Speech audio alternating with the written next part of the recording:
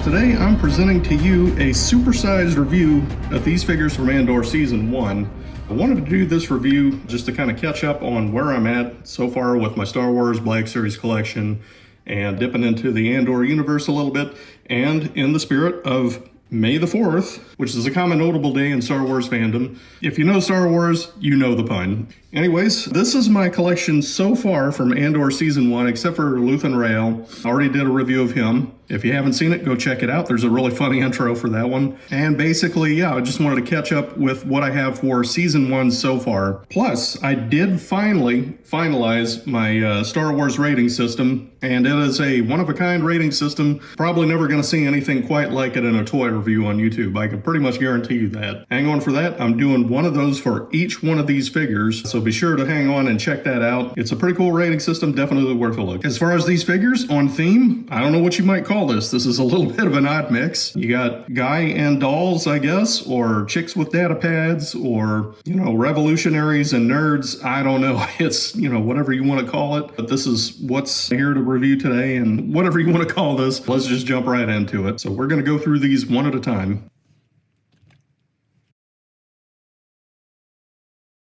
And just chosen at random, we're going to kick off this review with Bix Caleen.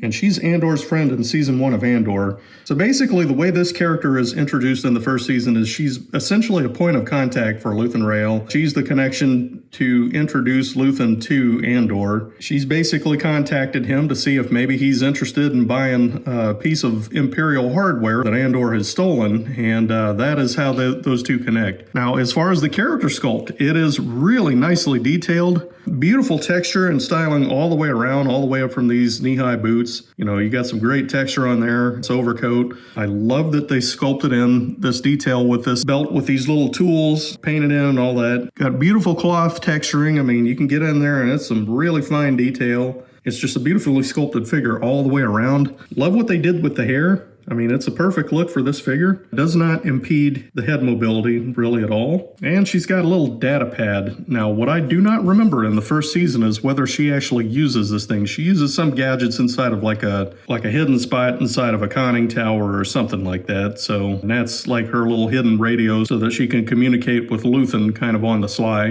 Don't recall if she has a data pad, but she does need something to do as a figure, so that's what you got here. As far as her accessory goes, it does have kind of a neat little function. The graphic on it is kind of I think it's a sticker. Little data port plugs right in there, so that's kind of a cool little feature. And you got this cable. Interesting little piece. There again, we're kind of on the theme of fingerless gloves, I guess. Many of these figures, don't know why that's a design choice for Star Wars, especially for Andor, but that's what we got going on here. So yeah, her hands are sculpted in a way that really makes it fairly easy for these accessories to fit in there. So yeah, more details all the way around. Again, I love the texture on the overcoat. It's just beautifully detailed all the way around. And this waistcoat part is actually a separate piece. I don't know that you would necessarily want to try to get it off, or who would want to do that, but that is something that can be done for whatever reason you wanted to remove it. You probably end up destroying it if you do that, but it can be done. One thing I didn't notice before, she's got a little patch here, and I don't know if that's in relation to Ferrix, the planet that she lives on, or her little machine shop that she runs, so one way or the other. That's an interesting little hidden detail there that's kind of covered up by one of her pigtails. The face sculpt is pretty good. Definitely have seen better, but this isn't a terrible likeness of the actress. I mean,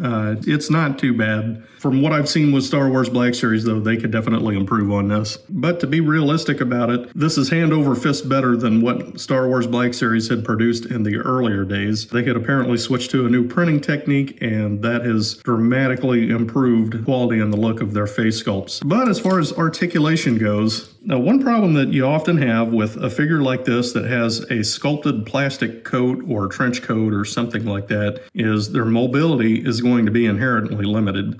So you're not going to be doing a lot of high kicks with this type of figure. You can get the leg up there if you really want to, but it is a stretch. I mean, I'm already stressing on the plastic right there of the waistcoat. I mean, I think the articulation is definitely there. It's just that you're not going to get a whole lot of range of motion because of what this figure is actually wearing. So, but you get more than enough to get this thing into some interesting poses when you put it on a shelf or whatever. So, at least as far as arm movement and whatever, you got a pretty good range of motion there. Definitely can bend at the shoulder and the elbow. Get the arm up about 135 degrees. Got pretty good wrist rotation there. here. There is a joint for this to swivel, but it can't really bend that much. I guess you can bend it down somewhat, but bending up is not quite so easy. Not really designed to bend in the other direction, but yeah, definitely can get it in that. So you can say, which way is Andor? He's over there. One interesting thing that you'll see oftentimes with Star Wars Black Series figures is one hand may have an up and down wrist joint and the other one will have a side to side one. So don't know why they do that necessarily, and it might be for the effect of, say, some figures that might have a rifle and you can have it holding it in two hands or whatever. It kind of facilitates that looks. That is a tried and true joint mechanism that they have built into a lot of their figures. Yeah, as far as legs, does have a little bit of thigh rotation there. Definitely can bend at the knee. Newer style where they have hidden the joint somewhat and it looks pretty good. Nothing obtrusive right there. Got some nice looking boots here and a little bit of an ankle tilt, that kind of thing, so which is almost worthless. Again, because of this waistcoat, you can't really get this figure in really dynamic poses, so there's not a whole lot of range of motion as far as that goes. Yeah, I mean, it works for stuff like that.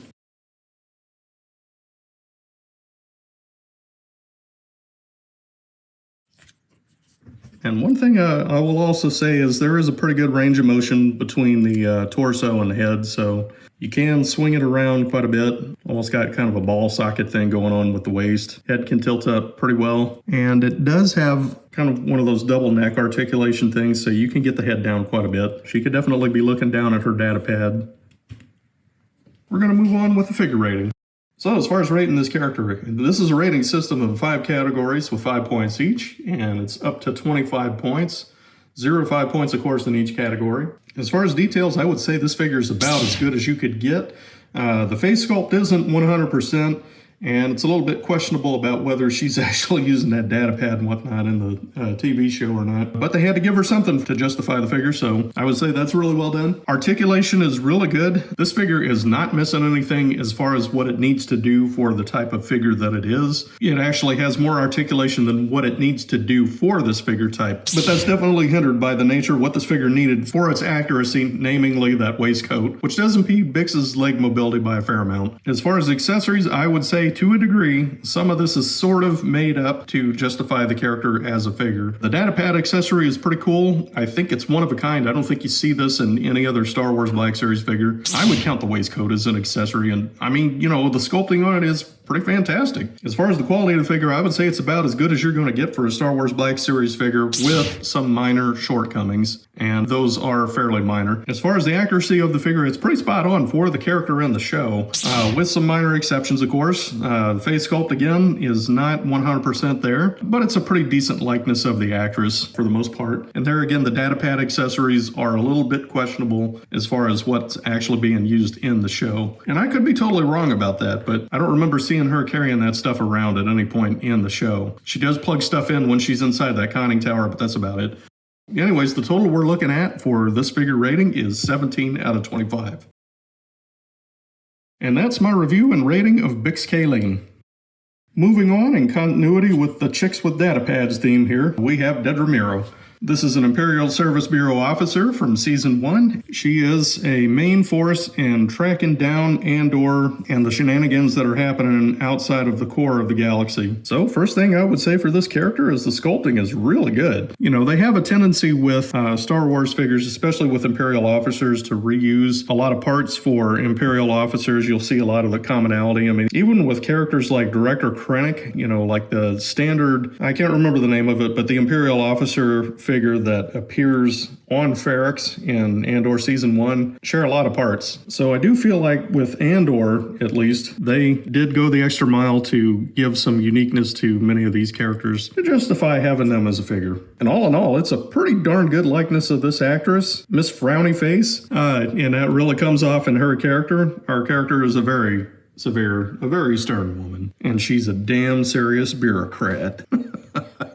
You know, obviously this is not an action figure, but it's sculpted very nicely and articulated very well for what this figure needs to do. I think it's pretty well appointed all the way around as far as what you get for the look and feel and appropriate accessories and that kind of things. As far as her details, I believe Denise Gao's natural hair color is not blonde, and for whatever reason she must have dyed her hair for this show, and she does have a little bit of the roots going on there, you know, so it's kind of a sandy blonde with some dark roots showing. Definitely did her justice as far as that goes, and man, even when you turn this figure's head, she just has that presence and looks like the character from the show. It really is a good head sculpt. And as far as details, yeah, you got a lot of nice little sculpted in details, like these little, can't remember what you call them. They're not pins, they're sort of like access cylinders or something like that. As I understand in Star Wars lore, for Imperial officers, these little cylinders are basically kind of like an ID badge so they can get into different secured facilities or that kind of things. That's her insignia, her designation number. Got a nicely sculpted little belt there with a nice buckle. I mean, even the detailing on the hands is really nicely done. You got the bone sculpted in there and the knuckles. Got some shiny, got the leather detail in these boots. Got some leather detail in these shiny boots. And these sort of bloomer pants, I forget what you call them, but they're, you know, the baggy trousers. A waist jacket or whatever you want to call that. Get these accessories out of the way here for a second so we can talk about articulation.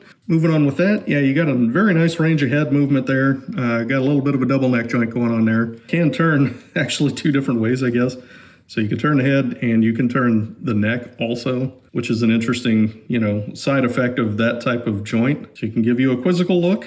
And again, can look up, can look down. Got a pretty good range of motion in the torso there. Very nicely sculpted elbows. Get you at about 90 degrees, something like that. There again, as is typical for Black Series figures. Don't know exactly why they do this, but you've got a side-to-side swivel on the left wrist and then an up and down on the right one. Both can rotate, of course. Got a complete range of motion in the shoulders there, nothing impeded. And her thighs can turn. She's got pretty good range of motion in the knee. Ankle can tilt left and right. Can rotate up and down somewhat, but not to a great degree. I mean, there's a little bit there, but not a whole lot. She can flex at the hips here. So in the end, as with Bix, there's a much better range of motion than what you actually need to be able to do for this kind of figure. And I can promise you this, on Andor, you're never going to see this character get into a fairly dynamic hero pose or whatever, but she can absolutely do it. As far as accessories, take a quick look at these real quick here. Got a blaster with a little bit of paint on the cylinder here. And I can't tell you, I'm still fairly new to this series, so I don't know if any other figure has this type of blaster, but it's a nice looking piece. As far as the data pad, nothing on the screen here, unfortunately, but it does have a couple of little paint accents, which is kind of nice. Really nice sculpting, and as far as I can recall, this looks exactly like the data pad that you see on the show. And she can hold it fairly easily. As with the gun, she's got her trigger finger, fits right in there, so she can get her trigger finger right on the trigger, which is nice. She's a very severe woman, and she's going to get to the bottom of who's been stealing Imperial money, so... As far as that goes, let's jump right into the rating. As far as this figure goes, I'd say the details are quite nice. It's not a perfect figure by any means, but it's pretty damn good. This is Star Wars Black Series in their later years moving kind of in the right direction with figure sculpting and just kind of improving on the quality of their manufacturing and, you know, figure detail and that kind of thing. Articulation is really good. Exactly what you need for this type of figure and a little bit more. As far as accessories, Dedra comes with a pistol and a data pad, so what can you expect? She doesn't see a huge amount of action in the TV series, but these are appropriate for this particular figure. Quality is really good. I did notice a little bit of plastic flashing on the figure. Not too bad. You know, some details like the painted collar of the neck is a little bit, I don't know. As far as the accuracy of this character, I think they did a fantastic job. They really nailed that Denise Gao scowl. Kind of her default expression, I guess. Yeah, just details about the figure. It's no complaints there at all. I don't think it's 100% accurate, but it's pretty damn good. And that brings the score to 16 out of 25. And we're going to keep right on moving with these figures. Next up to bat, we got Vel Sartha. So this figure has some pretty good detailing. I love the revolutionary bomber type jacket, you know. Somebody who's running around on covert operations might wear something like this. It's a pretty good likeness of the actress. I don't think you can really mistake this for just a generic character, but a little bit less quality than some of the other figures I'm reviewing today, I think. There's something about this face that's just kind of bland to me. And the biggest downfall, I think, is they kind of whiffed on the hair sculpt. You got this one weird strand. That's kind of an odd design choice. choice. Kind of moves with the figure's head no matter which direction it's turning. Weird look to it. And the ponytail just looks a little bit odd to me. It's obviously a glued on plastic piece. It doesn't quite match the hair color a little bit. It seems like they had tried to kind of blend it in a little bit by giving a little bit of a kind of a tan, light brown color to the hair, but it just doesn't quite match. It really does look like a plastic piece that's just been slopped on there. Not totally digging that. And the hair sculpt, at least in the ponytail, it doesn't quite have a matching texture with the actual hair. So I think that's part of what's throwing that off a little bit. As far as actual figure sculpting, I mean, it's more of the same that you expect from modern Star Wars Black Series. Really good detail. You got these straps on here on these knee-high boots. Beautiful sculpting. Even got treads on the boots here. That's kind of a nice touch. Beautiful detailing on the pants here. Can't go wrong with that. And one thing I would say about this particular figure, getting back to likeness a little bit. So like I said, the head sculpt is kind of bland. This figure seems to be a little bit more muscular than the actress, to a noticeable degree. As I recall, the actress on the show kind of has a, dare I say it, a wide butt. This figure looks like she's obviously been doing squat thrusts and a little bit of Pilates. I just got to put that out there. As far as articulation and whatnot, I mean, it's pretty spot on for what you need to do for this kind of figure. Out of all of these, this is one of two that I would actually consider an action figure, because in the TV show, she does see a good deal of action, and there is a heist where they steal a lot of money from the Imperials, and she's right in the middle of it. So you can get her in some pretty good kind of storm in the compound poses, which is really cool. So just to show you an example of what that can look like real quick here.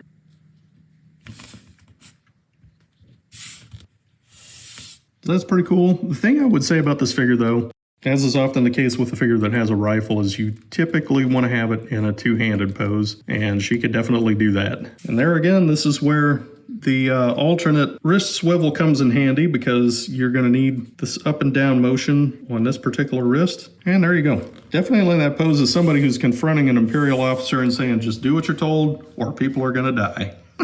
And again, I want to point out the trend continues with the fingerless gloves, so Vel Sartha is definitely part of that clique. And I'll just say real quick, that's a detail I didn't notice before. That is an odd choice. I don't know why they did this. I'm going to guess this must be an earpiece. So that's an interesting, tiny little detail there. As far as the weapon, let's take a look at this thing real quick. I'm pretty sure this is a one-of-a-kind Star Wars accessory. I don't think any other figure has this, but it's an interesting little piece. It really looks like an earthbound weapon as opposed to a blaster. I mean, you've even got the bullet cartridge here, but in the show it is very clearly a blaster. So what's interesting is it's got this, I forget what you call it, but a kickstock or whatever, buttstock maybe, I can't remember what you call that. So you can have it sort of hanging off the shoulder. Yeah, it does have a little bit of paint detail here. We got to point that out. Some silver accents on here. The barrel is retractable. I don't know why they chose to do this for this piece, because that is definitely not something that happens in the show, but they did, and it's kind of cool. Maybe it's a little stowaway piece or something like that, you know.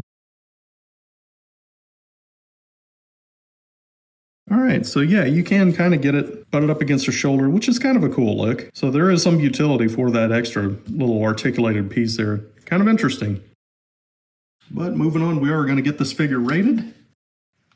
As far as details on this figure, I'd call it about mid-level. Nothing too extremely outstanding, but it is really well done. I have no complaints about it whatsoever. Articulation is very good. You get the standard set with this figure. Didn't go through that, you know, at least in camera as far as showing what all I can do, but it's pretty much the same as what you got with Dedra Meero. There is nothing there. It's got the thigh swivel, knee bend, you know, ankle articulation, all that kind of stuff, and on and on. Full head movement. So it's your standard bunch there as far as it goes. Works really well for this particular figure. Accessories, kind of have to ding this one a little bit. Well, she comes with a rifle, and I think there's a little bit more going on with this character. It seems like they could have done just a little bit more with it. It's a pretty good little accessory, but it's just a single piece. However, what I will say about that single piece is, again, it's really nicely articulated, kind of a full-size assault rifle or whatever. Looks like an earthbound weapon as opposed to an actual blaster. So I got to give them props for doing a one-of-a-kind piece, at least as far as that goes. Quality of the figure, it's really good. This is Star Wars Black Series into its mature phase, where they're actually doing really nicely detailed sculpting on these figures. And as far as the character accuracy,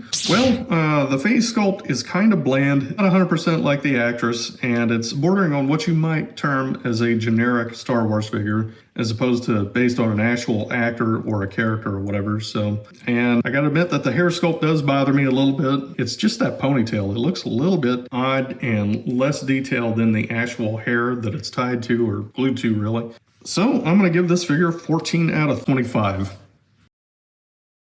And moving on here, we've got one more figure that we need to review, who is literally and figuratively the star of the show. So starting with the head sculpt, I would say this is a pretty darn good likeness of Diego Luna. And as with a lot of their newer figures, they're using the newer style paint methods, so the detailing on the eyes and just that subtle tone that you get in the lips look really good for figures these days. And again, he's kind of got a little bit of his 70s Paul McCartney scruff going on there with the beard and the shaggy hair, so that's really nicely done. And speaking of the hair, it's a great sculpt. One interesting thing, and this is true for some of the other figures too, is that the hair is actually a separate plastic piece, and you could kind of see where the seam is a little bit on it. It's basically glued on, and I don't know why they do that. That's not problematic for the figure. It's just an interesting quirk. I don't know if that means it's just easier to manufacture that way or what the deal is, but that's definitely something that they do to get more detail in the hair sculpt or whatever. Something else to be said about this figure is the sculpting on the plastic trench coat looks amazing. Might seem a little bit weird to nerd out about details like a freaking coat, but it's so well done. I mean, you've got subtle little details like stitching on here,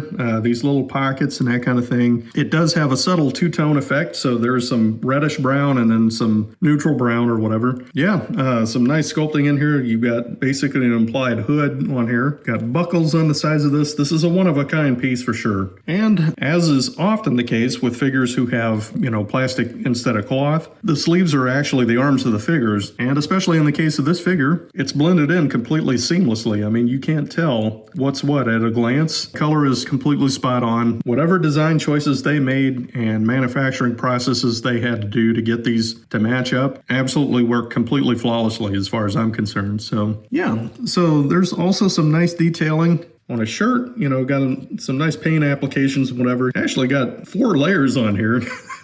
So he's got like a little bit of a waist jacket, dress shirt, and then an undershirt underneath that. Don't know if Andor's a little bit cold or what, but yeah, 4 layers. And there's some interesting sculpting inside here with the belt buckle and that kind of thing. Not sure what all this stuff is. Looks like he's got some little tools hidden away in his trench coat there. So that's some really nice hidden detail. I mean, this is absolutely Hasbro taking it to the next level for their particular figures. So, or at least this one. I think the pants look great. I mean, there again, you got some nice subtle little textures and stuff like that on here, like these pockets. Looks like, workman type pants. It looks like the kind of thing that a worker might wear at a dock or whatever. So nice sculpting as far as the way the cloth lays in, that kind of thing. Cool looking boots, and yeah, I got some buckle detail right down to the tread on the bottom of the boots there. I mean, you could say what you want about him having just one accessory, but Hasbro absolutely knocked it out of the park as far as figure detail.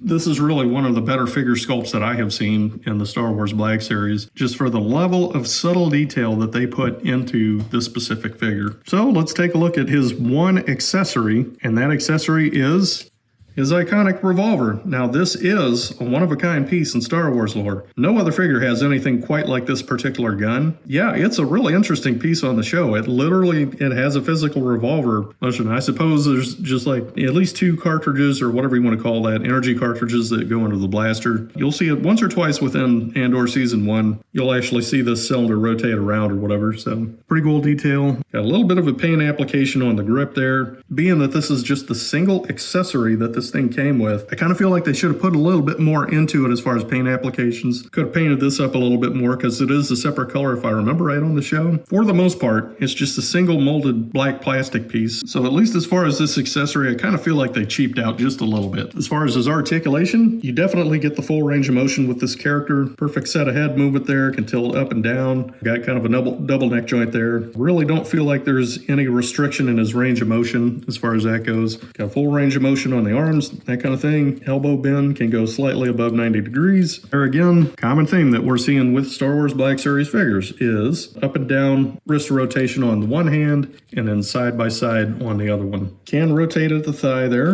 and there's kind of the advantage of having a trench coat is that detail is kind of hidden away, so you don't see that weird rotation necessarily. And there's also rotation at the knee too. Don't know exactly why you need that, but they put it on there. I think with the way these pants are designed, they did a pretty good good job of hiding those knee joints. Older style figures have kind of a pin joint there, and it's a huge pin that kind of sticks out. It's really kind of takes away from the look of the figure a little bit in those earlier ones. So you got some pretty good ankle rotation there. Ankles can flex up and down, of course. I mean, you could definitely get this guy in some pretty good dynamic poses. Trigger finger works really well for this piece. Pistol just gets right in there.